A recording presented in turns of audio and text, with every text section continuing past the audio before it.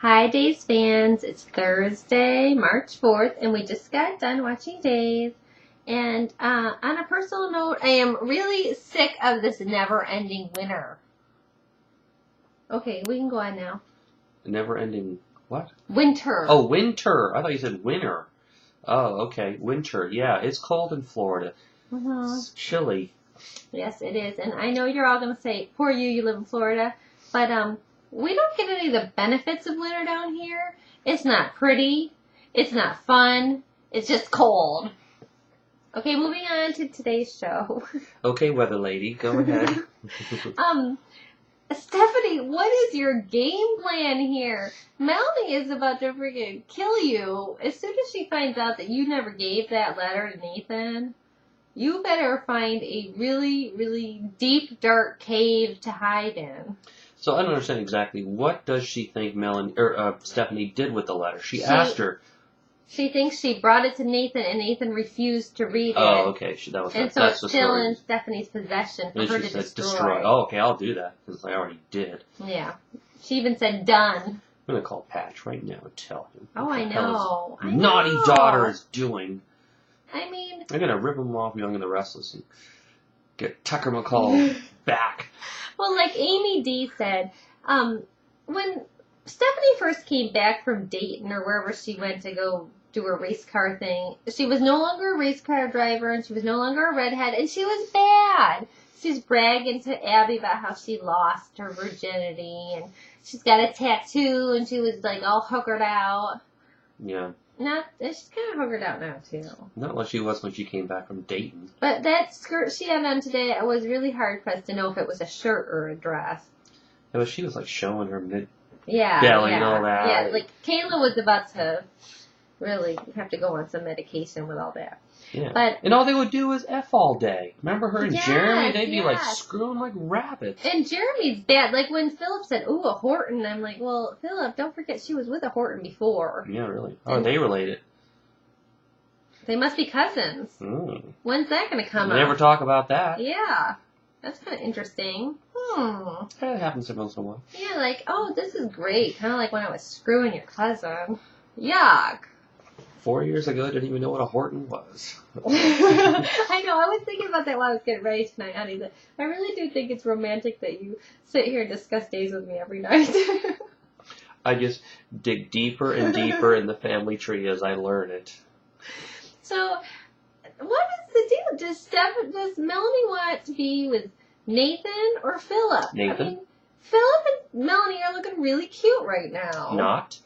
You don't think they're cute? No, I don't think they're cute. I think Philip is pretending.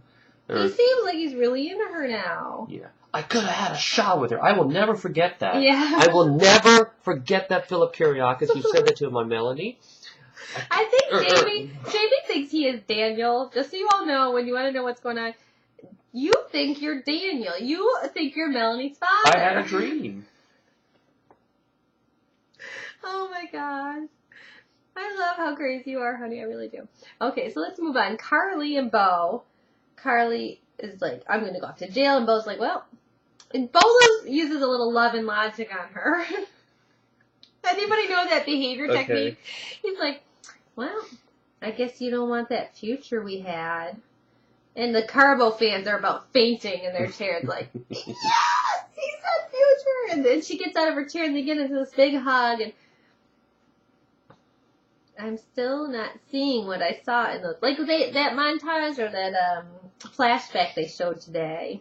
Those two were really, really hot back in the day. On the ship, yeah, they milked that one. Yeah.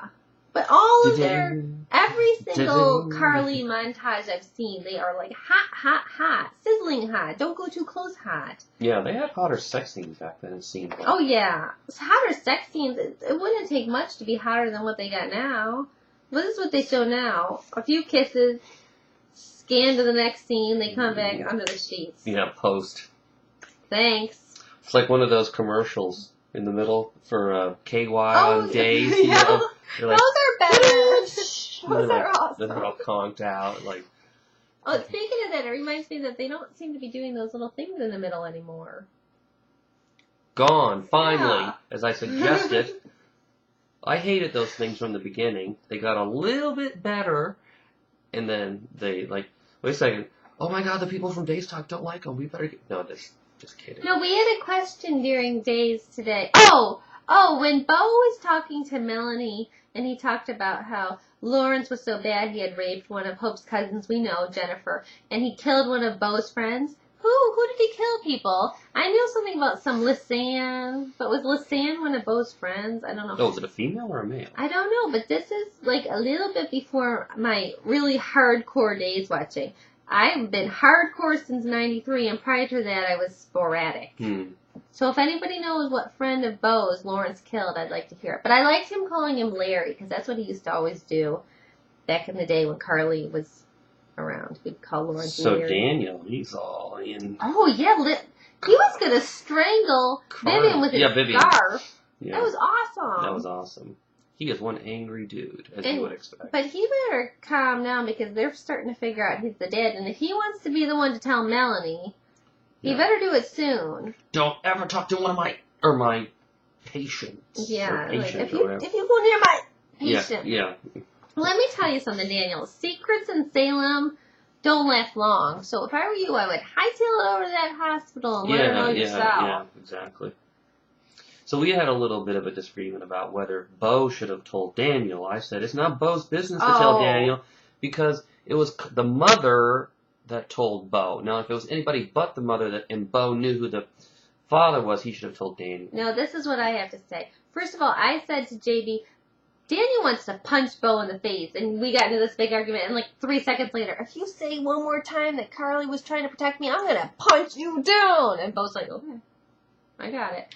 But what I'm saying is, Daniel pretended like he was Bo's friend during that time period. If he was just some random person, that'd be different. But Daniel is Bo's father's godson, and Bo's father treats Daniel like a son to him. And therefore, they have a sort of bond. And so, Bo should have told Daniel. So, and pissed off Carly? Carly's the mother. It's just as bad that he's betraying Carly as he is betraying Daniel. Well, so he's just trading one betrayal for the other. I don't think you'd feel that way if it were your kid. It's not how I feel. It's what he has no right. Put yourself in Carly's place. Would you want some guy to go... Anyway, we can debate this forever. But let's get to Victor. Mr. One-Liner, Mr. Comedian. I've decided to change the quote of the day to the Victor quote of the day. Because do I not almost every day say something Victor said? I mean, he's awesome. Is he that funny? Does he ad-lib? Or did the writers just write this stuff for him? Because I'm starting to wonder if he pulls this stuff out of his own... patootie? Because... On the Mark Hopka interview that we put up, the one that he did on the Syracuse station, he said, they don't do a lot of takes, so as long as they get across the general idea, they're happy. And I think Victor throws this crap in there because it is so much funnier than what anybody else writes. Why would they do that? I don't know. But today, when he said that thing about they're going to put you in a place with a lot of crazy, horny women, JB and I are like, did he just say horny? And I knew it was coming because, who was it? The interwebs spoke. Yeah, but somebody on Twitter, I'm sorry, I'm forgetting who you are. Someone we follow regularly on Twitter said, I don't want to ruin it for you guys. But Victor said a really funny comment today. So Philip tries to play the Trump card or who do you love most daddy card and say, we're moving out unless you knock out that crazy bitch. And Victor says, no, I'm not kicking her out. And then she fell on her sword, but as Victor said, you'll be back. Yeah, so what is he going to do? Is she going to actually move out or is Philip going to have to move out? No, Vivian will move out. Where's she going to go live? She had a mansion there at one point. She's not hurting for money. She can go live in Kate's old... Well, no, where's Kate live? She lives with Stefano, so she can live in Kate's old place. Yeah, that's vacant. Point. All right, we've been going on for a long time, so I think we should probably wrap it up. What about the previews? Well, EJ's back already. Yeah. EJ, no EJ. Yeah, what's going on? Okay, so Bo has to take a month off because he's in danger of his contract. What does EJ have, like a all-you-can-eat contract? I mean, like, he's on every goddamn day. Yeah. I want to know about that. But people say we're wrong about that that's not why he's going away for a month. Okay. We've been wrong before. It's possible. We better wrap it up. Okay, the couple that watches Days together. Stays together.